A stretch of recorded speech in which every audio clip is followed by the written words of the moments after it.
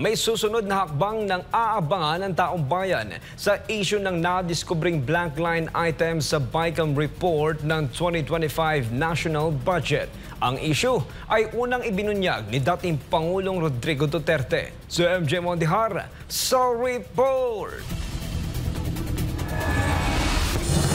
Sa kanyang 15 taong karanasan bilang kongresista, ngayon daw nakakita si Davao City Representative Isidro Ungab ng ganitong sistema sa Bicameral Conference Committee. Ang tinutukoy niya ay ang mga blankong line items sa BICAM report ng 2025 National Budget na anyay labag sa batas. Partikular dito ay ang missing budget amount sa Department of Agriculture at ang program funds na anyay bilyones ang halaga.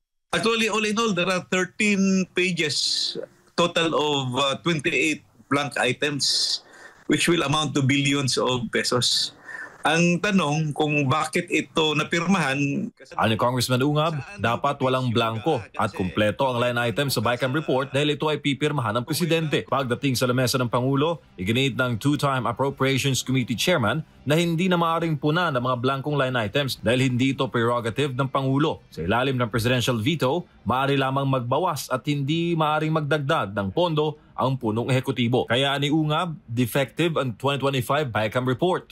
Bakit napirmahan na maraming blanko at bakit naratifikahan na maraming blanko? So, yung sinasabi nila na GAA kompleto, yes, kompleto ang GAA. Ang tanong, saan nyo gibase yung GAA? Kasi kung may blanko ka sa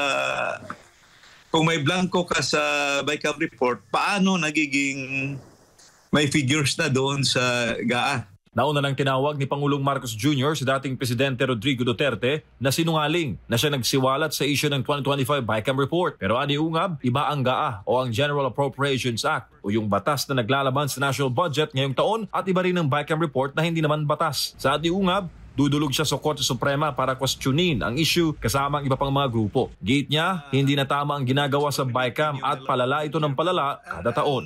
The safest way na ginawa namin noon is yung resulta o yung GAB na naipasa doon sa House, yung figures mo per department, ilagay mo, then sa House version, then kunin mo rin yung Senate version, side by side, gagawa ka ng matrix, then i-compare mo ngayon kung anong diferensya o anong variance.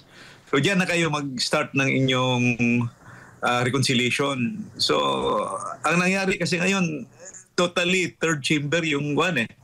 Wala akong nakitang matrix na pinakita nila. So third chamber, inulit talaga yung buong budget pagdating doon sa bicameral conference. Para sa Diyos at sa Pilipinas kung mahal, MJ Mondihar, SM9 News.